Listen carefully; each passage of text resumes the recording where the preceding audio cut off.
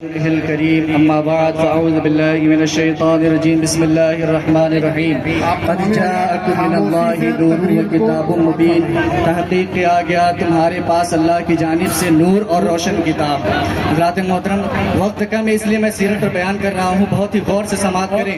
حضرت آمنہ فرماتی ہیں کہ میں اپنے حجرے میں اکیلی تھی کہ اس وقت اچانک سے میرے گھر کی میرے حجرے کی چھت پھٹ گئی اور کوئی ایسی بھاری بھرکم چیز داخل ہوئی جس کو دیکھ کر کے میں ڈر گئی۔ حضرت آمنہ فرماتی ہے اس کے بعد ہی میں نے دیکھا کہ ایک سفید پرندہ ظاہر ہوا جس نے اپنے پر کو میرے اوپر مس کر دیا اور میرا سارا خوف جاتا رہا۔ حضرت آمنہ فرماتی ہیں اس کے بعد میں نے دیکھا دراز قامت خوبصورت عورتیں اسی چھت کی جانب سے میرے حجرے میں داخل ہو رہی ہیں اور مجھ کو مبارکباد پیش کر رہی ہیں، خوشخبریاں دے رہی ہیں کہ اے آمنہ مبارک ہو، رسول کائنات آنے والے ہیں، اے آمنہ مبارک ہو، فخر انبیاء آنے والے ہیں۔ پھر آمنہ فرماتی ہے کہ ایک پردہ زمین سے لے کر آسمان تک آویزہ کر دیا گیا۔ اس کے بعد حاتف غیبی نے ندا دی، اے آمنہ اس پردے کو پکڑ لے۔ جیسے ہی میں نے اس پردے کو پکڑا کہ میری نگاہوں سے سارے حجابات ہٹ گئے، میری نگاہوں سے سارے پردے ہٹ گئے۔ پھر میں نے زمین کے مشرق کو بھی دیکھا،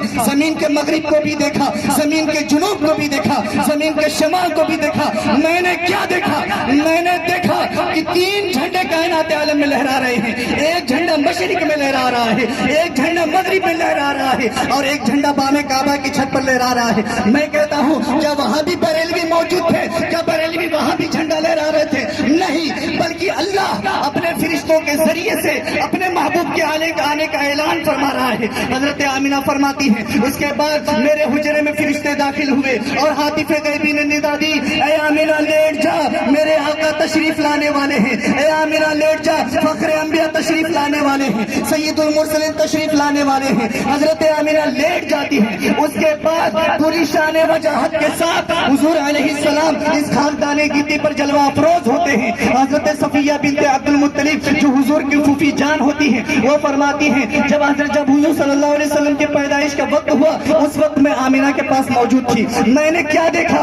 ان کی پیدائش کے وقت ایسی علامتوں اور ایسی نشانیوں کو میں نے دیکھا کہ میں نے کسی بھی بچے کی پیدائش کے وقت ایسی علامتیں اور ایسی نشانیوں کو نہیں دیکھا۔ میں نے کیا دیکھا کہ ابھی محمد ابھی پیدا ہوئے، پیدا ہوتے ہی اپنے سر کو سجدے میں رکھ کر کے رب حبلی امتی، رب حبلی امتی، رب حبلی امتی کی صدائے بیان کر رہے ہیں۔ رب حبلی امتی کہتے ہوئے پیدا ہوئے، حق نے فرمایا کہ بخشا الصلاۃ والسلام۔ اور اتنا ہی نہیں،